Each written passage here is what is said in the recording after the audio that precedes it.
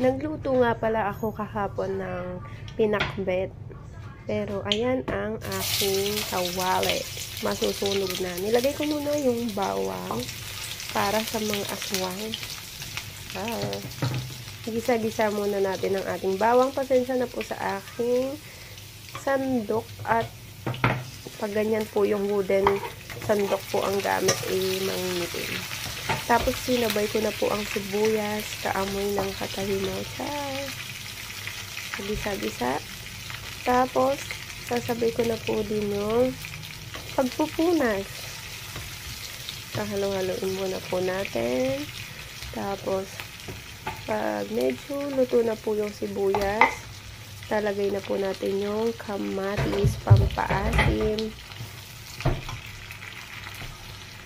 Yan. Kailangan po na, pag ako po yung nagigisa na may kamatis, gusto ko po yung kamatis durog na durog. Para po lasang-lasa yung katas ng kamatis. Yan. Ganyan din po ba kayo kapag nagluluto? Punas ng punas. Ayoko kasi yung area ko po ay makalat.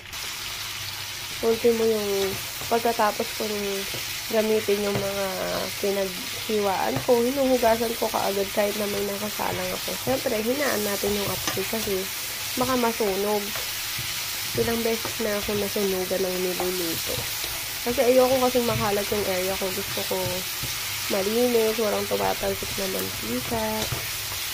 Ayan, durug-durugin po muna natin yung kamatis.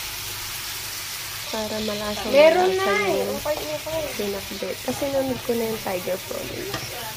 Tiger prawn na 5 peraso lang. Para maglasa.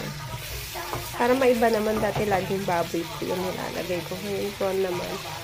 Sobrang sarap. Puro gamit. Grabe. Try nyo po. Tapos, nilagyan ko po yan ng patis. Ang pinang-tatakal ko po ay yung takip ng patis.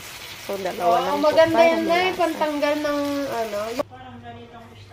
Ayan. Nilagyan ko na rin po ng tubig dyan. Konting tubig lang. Para may sabaw. Ay, 6 po pala yung prawn. Ayan. Papakulo. Tapos, susunod na po yung kalabasa. Kalabasa po kasi medyo matagal siyang mahati. Ay, lumambot po pala.